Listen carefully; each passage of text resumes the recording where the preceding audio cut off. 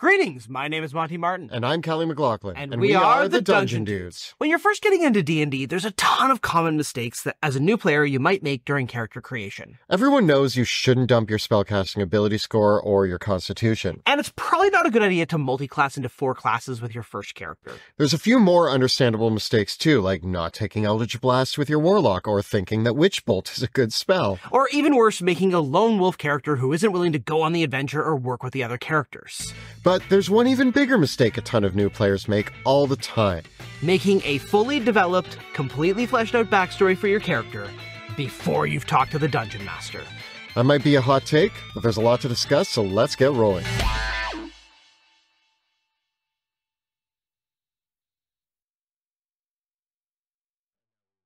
Well, that might be the biggest mistake that you can make with character creation. Before we get into this week's episode, we want to talk about one other mistake that you shouldn't make, which is not backing our latest Kickstarter project, Monsters of Drakkenheim. The other big mistake that you players might make is underestimating how awesome the monsters in this book are. Monsters of Drakkenheim is filled with over 150 new monsters inspired by eldritch horror and dark fantasy. It's based on the world of Drakkenheim, but features monsters that you can use in any campaign or setting to inject a wonderful dose of dark fantasy horror into your games. Callie and I have designed all the monsters in the book, which feature all kinds of new deadly abilities, interesting powers, as well as a complete player-facing crafting system that you can use to make your own magic items from the freshly harvested parts from the monsters you've slain. There's only a few hours left in the campaign, so this is your last chance to get in on the Kickstarter. If you want to fight all of the deadly monsters or explore the new conditions that we've implemented, the epic boss rules, the layers, the lore, the loot, all of that and more is available, so follow the links down below to get in on the Kickstarter, which is closing later today. Back on track. It might be surprising to hear that you shouldn't make a backstory for your first character. This seems like one of the most fundamental things that you'd want to do in D&D, and making a backstory and fleshing out your character's personality is a good idea. We get it. Imagining characters is a lot of fun, and we do it all the time. Even when we're tinkering around with character builds, we often think about the personality and role-playing traits the characters could have. When we invent characters and think about the adventures they might go on, the abilities they might use, and all the funny quips and traits they might have, we get excited for the campaign. And these are all great things to do. It's important players have lots of character ideas and come to session 0 of a new campaign with a solid character concept. In fact, we think it's so important that it's a good idea for players to come to a new campaign with maybe even 2 or 3 different character concepts. This way you, the Dungeon Master, and the other players can work together to figure out which characters are the right match for the party and the campaign. However, it's important to keep your ideas conceptual and avoid going overboard with the details. If you haven't talked to the Dungeon Master, you don't know anything about the setting, the adventure, and the other characters, and that can be a problem unless you're willing to go back and revise and change many things about them. And therein lies the problem. It's not about not having a concept or an idea in the broad strokes for what your character is and who they might be. It's about going overboard and showing up to that very first game session with a 20-page backstory that details every single thing about what your character is and what you have in mind for them. This is where you're going to run into those problems of mismatching your character with the setting, the campaign itself, and the other players. But let's talk about how all these problems can manifest. So first, mismatching with the setting.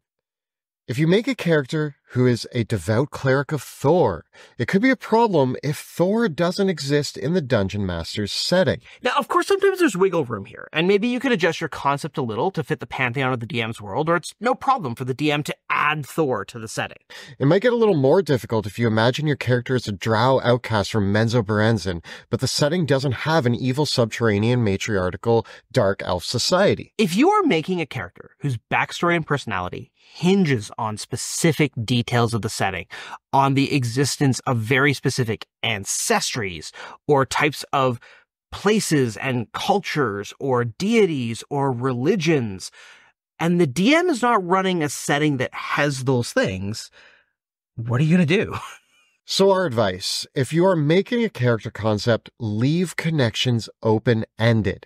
This can include locations, religions, NPCs, and even major backstory elements. You may want to have a couple ideas in your back pocket for ways that you might reimagine, reinterpret, or even plug in details from the setting that are going to make the narrative and the world and your character fit together better. It's always possible your DM will actually love your ideas on the specifics, but being open to working together with them will create a more connected and nuanced character that both you and the DM can integrate into the story. This goes double if your DM is running a campaign in a setting that might diverge a lot from the baseline expectations of a typical D&D fantasy setting. For example, in our own world of Drakkenheim, both sorcerers and wizards inherit their magical powers through their genetic ancestry, and the laws of the world say that magic users, arcane magic users, can't inherit noble titles. Might be a little of a problem if you're planning on playing a wizard king in a setting where wizard kings are against the international treaties established in the world. Right? So this is why it's really important to know these details from the DM about the setting before you make your character too detailed. Next up, mismatching with the adventure. What if you create a great character concept that just isn't the right fit for the campaign? For example, perhaps you made a gung-ho pirate captain who is excited to hoist the black flag and terrorize the high seas. But you might not get to do those things in a urban political intrigue campaign. Now, sometimes a fish out of water story like that could be really interesting, but you need to consider that so you aren't disappointed if the campaign doesn't have the opportunity for you to do what excites you about the character. It might be cool to be that pirate in the political intrigue campaign, but not if you were really hoping to bombard an enemy pirate ship with cannons, and you're never going to have the opportunity to do that. And also keep in mind that the most interesting thing in your character's life hasn't happened yet. It's very common for new players to make a truly epic backstory for their characters, with interactions with gods, ancient dragons, and horrible monsters. But again, the most interesting thing to ever happen to your character is going to be what happens in the campaign. It hasn't happened yet. So the best way to address this is coming to a session 0 with 3 to 4 different character concepts means you won't be let down when your pirate isn't a good fit for the political campaign. Get excited about a few ideas and decide during session 0 with the group which character concept fits with the other players and the DM's ideas. It's okay to be a renowned hero, or a great bard whose songs are known in the lands, or a barbarian who once wrestled an owlbear with their bare hands, but remember that a D&D narrative is often about the characters becoming larger-than-life heroes. Humble beginnings work really well, and if you do want to make a character with heroic backstories, keep it low stakes, but still awesome. Instead of slaying a dragon, maybe you survived a dragon attack by the skin of your teeth. Ultimately, the reason why this matters so much is it's about your buy-in as a player into the adventure. It's a two-way street between the DM and the player over motivating the characters to go on the adventure. If the DM is going to present adventure hooks for you, and it's kind of your end of the bargain to bite down on that adventure hook. And part of this comes from making a character who is interested and excited to go on that adventure. There's a lot of nuanced ways that you can handle this, even if you want to play a character that is going to be a little bit, maybe a reluctant hero. But ultimately, making sure that you create a character that is open to the adventure, that is going to be receptive to the campaign's concept as a whole, is really going to make sure that you have the most fun playing that character. Because it is kind of this idea of, if you have exciting things in your mind for what your character is going to do, well, don't you want to be in the environment that facilitates that best success? It's kind of like matching the athlete to the right sport. We're not going to take a golf player to a tennis tournament. And so even though they might be good at certain things, and that can be interesting and the funny premise for some sort of rom-com, at the end of the day, if you want to be that awesome character doing the awesome pirate adventure, maybe save that character concept for the time that it's really going to get the chance to shine. Lastly, what if you're mismatched with the other character? Yeah. One of the worst outcomes from all of this can be a character who simply won't get along with the other characters. Make sure that you aren't setting up your character to be antagonistic to the other player characters in some way, shape, or form. Or even worse, trying to set your character up as the main character. You need to be part of the group. Be careful about backstories which situates your character as a chosen one or a prophesized hero if you haven't talked to the DM about how that could work. When you do that, you're not thinking about your character as part of a story. You're making the story about your character, and that's not fair to the other players at the table who have their own interests and deserve a part of the spotlight just as much as you do with your character. So, some advice. Session 0 is super important here, and we highly recommend having all the players discuss with one another how their characters might know one another or work together. You want to establish bonds between the player characters. This works best if all the characters are somewhat familiar with one another. But really and truly, in our experience, the tighter the bonds between the player characters at the outset of the campaign, the better. Think of so many of the amazing stories, books, movies, and TV shows that you have enjoyed over the years. Many times, those stories begin with the characters all being somewhat familiar with one another in some way, shape, or form. Characters might be siblings, cousins, old friends, war buddies. They might be mentors and teachers. But it's important to have fun here and be creative about the relationships that could exist between your characters. You don't have to be siblings. You could come up with an idea like escorting a dangerous prisoner. One character's the paladin tasked with keeping them alive for delivery. The other is a dangerous rogue who's been imprisoned. But circumstances of the campaign cause them to have to work together. Or perhaps it's the two last surviving members of an intense battle against a horde of goblins. They weren't friends before, but due to recent events find themselves bound together. And you don't even necessarily have to make that relationship perfect. It could be complicated. Think of how many disaster movies involve a divorced couple trying to help their child survive. Or maybe you've got two former friends or lovers or business partners who have to work together one last time for the last big score or something like that. You can have a relationship with another player character with your characters that is somewhat abrasive, but if you're both on the same page with that and you know the trope that you're working under, you can have so much fun. Because then you know if my character is ribbing Kelly's character for some reason, we know that that's because we're engaging with that joke, with that sort of trope, rather than I'm actually making fun of Kelly's character for real. Monty and I, in a public game that we participated in, I played the big hero who was trying to work on his publicity as a big hero. And Monty played the rogue who was my agent. Yes. And would set up situations for me to look good.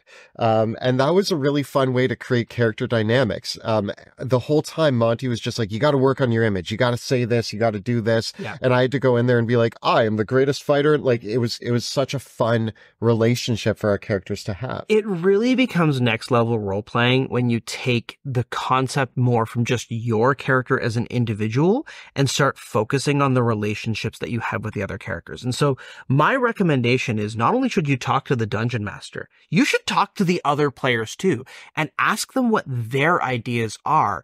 And in many cases, you'll get more out of having that conversation with the other players, being open-minded with your character concepts and ideas, and not focusing on the conversation of, oftentimes when you talk with other players about your characters, it's about, oh, you're playing the cleric, so I should play the rogue, and they should play the fighter.